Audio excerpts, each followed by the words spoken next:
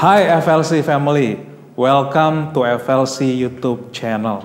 Doa dan harapan saya, Anda dan keluarga tetap dalam kondisi yang baik dan selalu dalam lindungan Tuhan.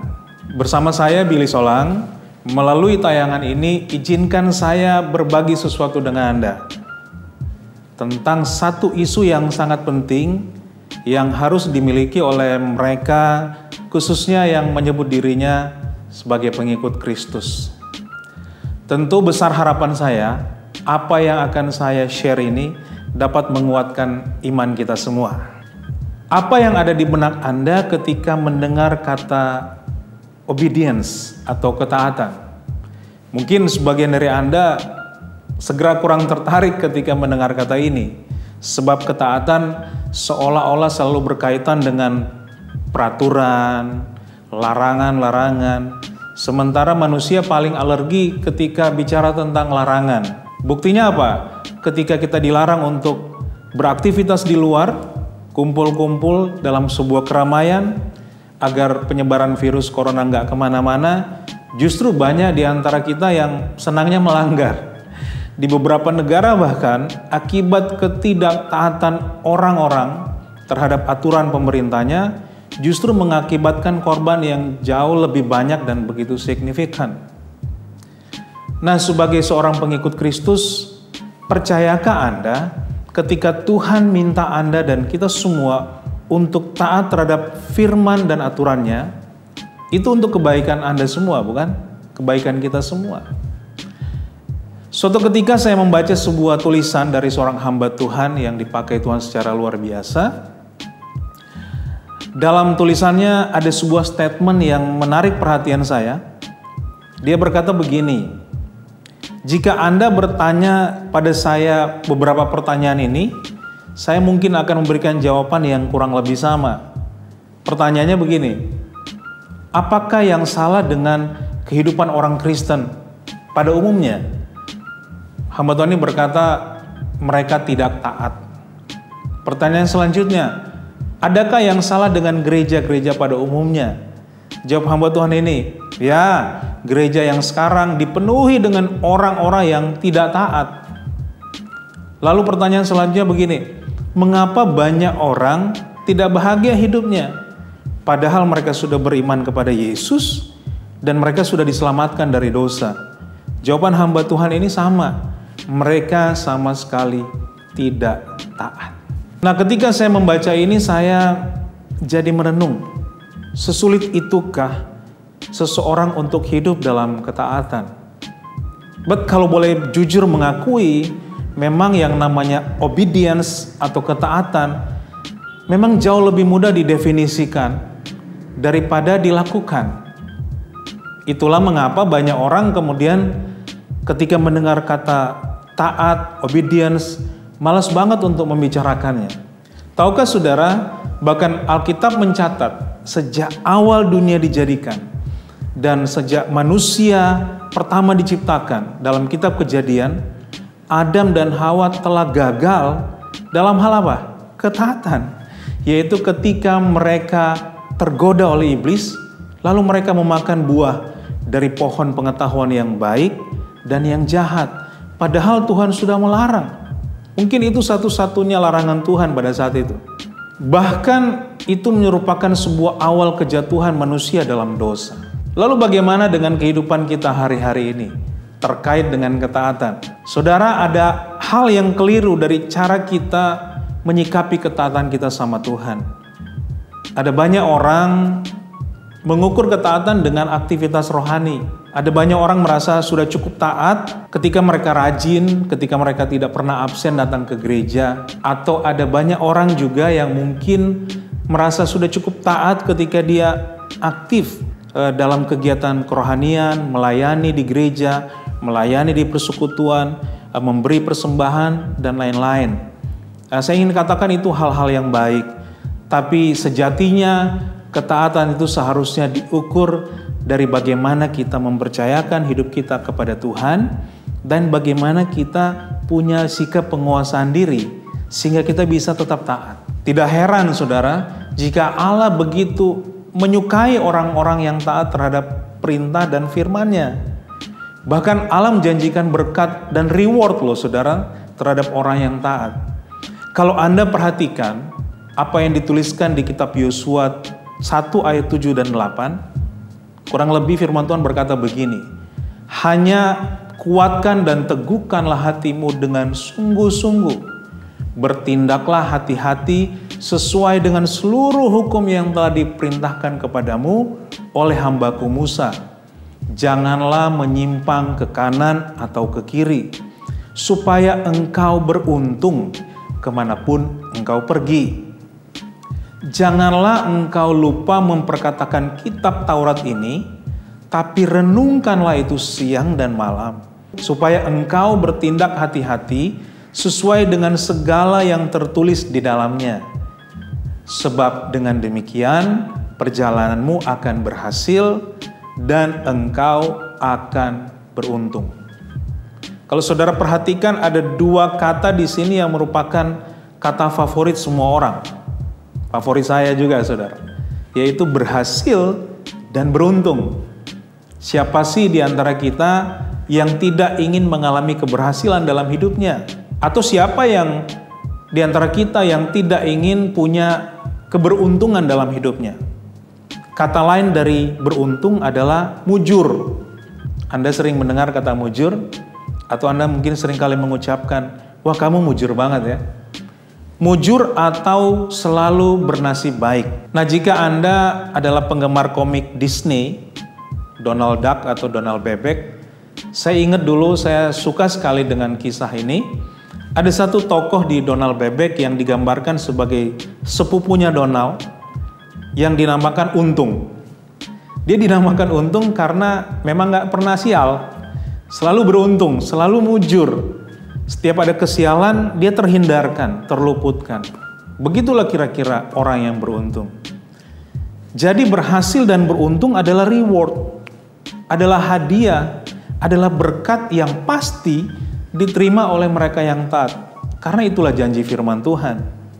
Tadi dikatakan ini akan diterima oleh mereka yang bertindak hati-hati sesuai dengan seluruh hukum dan tidak menyimpang ke kiri atau ke kanan. Sebaliknya, ketidaktaatan digambarkan selalu berbuah pelanggaran dan merupakan sebuah sikap pemberontakan terhadap kehendak Tuhan. Saya kira kita tahu semua akibatnya jika kita hidupnya bertentangan atau memberontak dengan Tuhan, bukan? Namun ironinya begini, meski banyak orang tahu tentang hal ini, orang tahu jika ketaatan menghasilkan berkat, kok sulit banget untuk hidup taat ya. Sampai Tuhan harus kasih reward dulu baru kita bisa hidup taat. Nah, saya mencatat beberapa hal yang seringkali membuat manusia gagal untuk taat. Tentunya saya sampaikan ini karena saya berharap dengan mengetahui hal ini, kita semua jadi lebih berhati-hati lagi dan kita dapat berjuang untuk selalu hidup dalam ketaatan. Yang pertama, orang seringkali gagal taat. Kenapa? Karena ternyata ketaatan biasanya bertentangan dengan zona nyaman kita. Saya percaya Anda setuju dengan saya. Mudah bagi kita untuk patuh, untuk taat melakukan yang disuruh, jika itu hal yang kita sukai. Jika kita disuruh membeli sesuatu, katakanlah contohnya anak-anak, tolong kamu beli es krim untuk kamu, pasti dia akan senang. Tapi jika perintah atau suruhan itu bertentangan dengan zona nyaman kita, kemungkinan besar kita akan uring-uringan, kita akan malas melakukannya. Contoh sederhana, karena saya punya anak-anak, ketika saya menyuruh anak saya yang sedang main game untuk pergi ke warung atau ke toko untuk membelikan sesuatu buat saya, karena saya lagi perlu, tentunya mereka akan uring-uringan, mereka akan banyak alasan ya. Mereka akan berkata, entar dulu, entar, dan mereka nggak pernah mau melakukan itu. Karena itu seperti menyuruh mereka meninggalkan sesuatu yang sedang mereka sukai, zona nyaman mereka. Pasti tidak nyaman. Nah saudara, bukankah seringkali kita juga sulit untuk taat terhadap aturan Tuhan, terhadap firman Tuhan, karena itu biasanya bertentangan dengan kedagingan kita. kedagingan kita itu biasanya selalu menjadi zona nyamannya kita.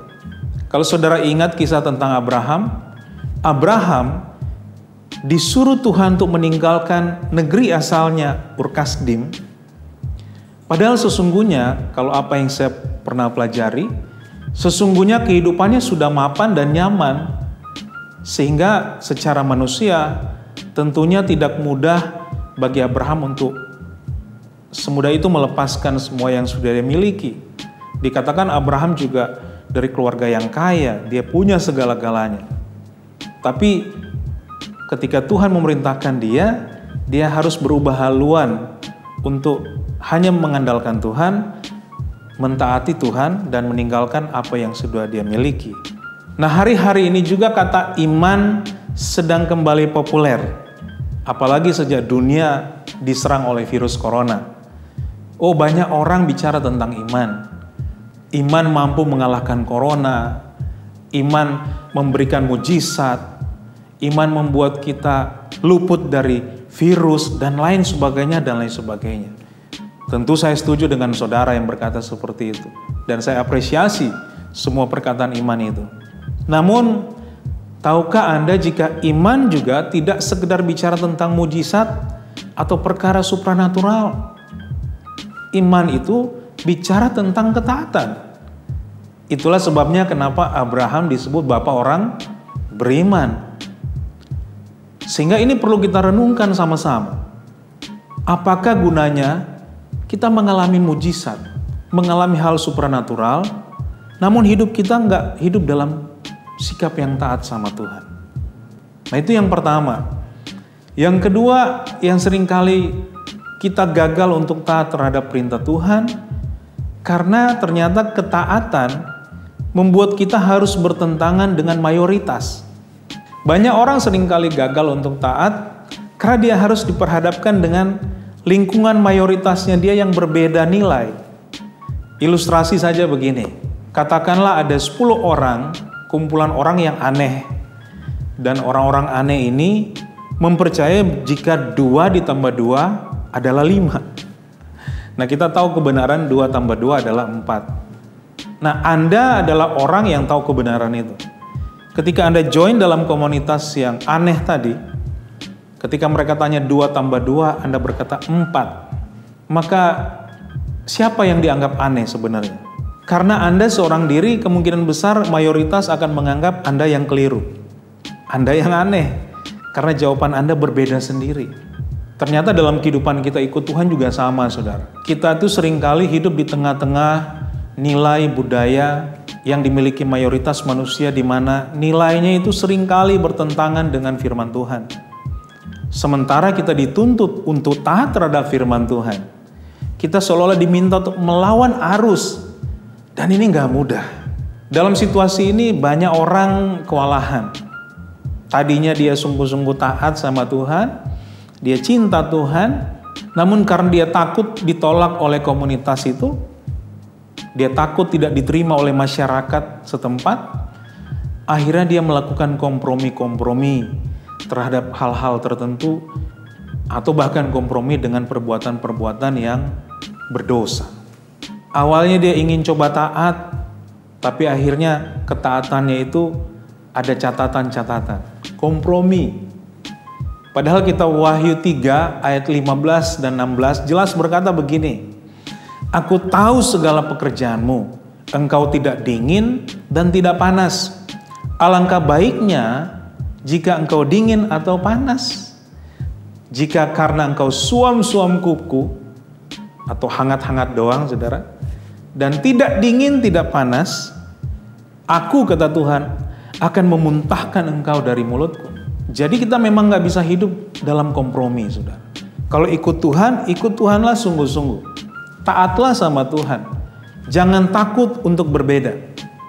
Karena kita digambarkan memang seperti domba yang diutus di tengah serigala. Alkitab mencatat itu.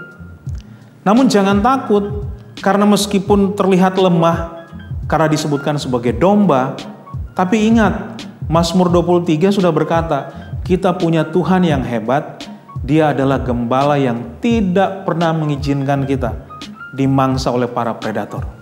Nah, sebagai anak-anak Tuhan, memang kita harus tampil beda. Bukan tanpa alasan kita disebutkan sebagai garam dan terang.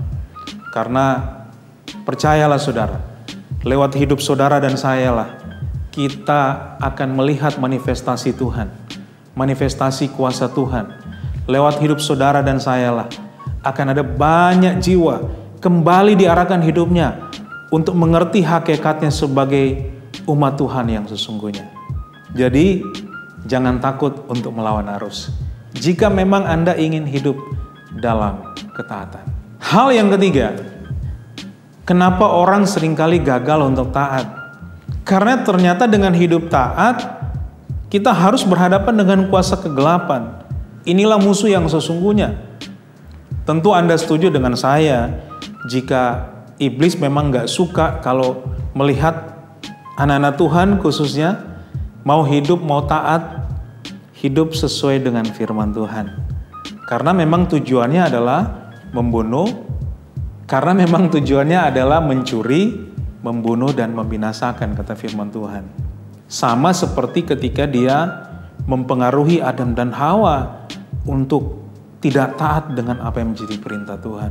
Namun demikian, jangan kita selalu berkata bahwa ini pekerjaan iblis. Garis bawahi ini, ketika ternyata Anda tidak taat, jangan langsung nuduh iblis dulu. Mungkin Anda perlu melihat poin yang pertama tadi. Pastikan bahwa Anda bukan orang yang malas dan terlalu cinta dengan zona nyaman. Atau poin yang kedua, pastikan Anda bukan orang yang terlalu takut untuk melawan arus, takut untuk tampil berbeda di depan banyak orang. Tapi kalau dua hal ini sudah Anda hidupi dan Anda masih kesulitan untuk taat, kemungkinan memang Anda sedang berhadapan dengan kuasa kegelapan, di mana iblis selalu dengan gigih berusaha menggoda kita supaya kita hidup tidak taat sama Tuhan. Kuncinya adalah miliki hidup yang intim sama Tuhan. Perhatikan manusia rohani saudara. Apakah manusia rohanimu mengalami pertumbuhan atau tidak? Jangan hanya memperhatikan jasmani kita. Berikan makanan yang sehat terhadap manusia rohani saudara. Saya tidak bosan mendorong saudara untuk baca firman. Banyak berdoa. Hidup dalam persekutuan dengan Tuhan. Hari-hari ini adalah momentum yang terbaik bagi Bapak Ibu Saudara untuk hidup dengan keluarga. Lewat persekutuan dengan keluarga di rumah masing-masing. Ini adalah kesempatan. Lihatlah ini sebagai sebuah kesempatan. Dan mari hidup dalam ketaatan. Kenapa? Karena dalam ketaatan selalu ada berkat Tuhan. Ada keberhasilan dan ada keberuntungan. Ada kemujuran. Ya, Tuhan memberkati kita semua.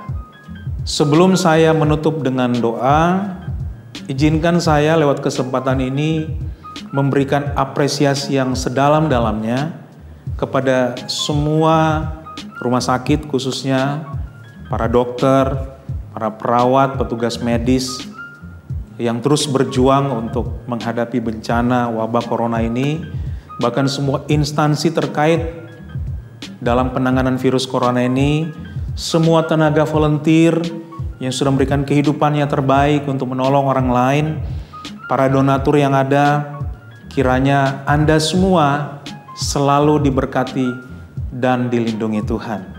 Mari kita berdoa. Terima kasih buat kesempatan ini Tuhan. Terima kasih buat apa yang sudah kami dengarkan, apa yang sudah Engkau taruh di hati dan pikiran hamba-Mu tentang ketaatan. Hamba berdoa, biarlah siapapun kami yang sedang menyaksikan tayangan ini, bukan saja kami dapat menangkap pesan yang diberikan, tapi kami boleh juga menjadi pribadi yang hidupnya ada dalam ketaatan terhadap firman Tuhan. Dan hamba berdoa, jika kami punya hati yang demikian, biarlah berkat-Mu digenapkan dalam kehidupan kami semua. Hidup kami selalu ada dalam keberhasilan. Hidup kami menjadi pribadi yang selalu mengalami keberuntungan. Terima kasih buat janji-Mu Tuhan. Kami percaya itu pasti digenapi dalam kehidupan kami. Berkati semua yang memperhatikan tayangan ini. Berkati keluarga mereka. Perlindungan-Mu sempurna. dalam kehidupan kami, berkati kota dan bangsa kami, Indonesia, biarlah semuanya ada dalam covering-Nya Tuhan. Demi nama-Mu Yesus, kami sudah berdoa. Amin. God bless you.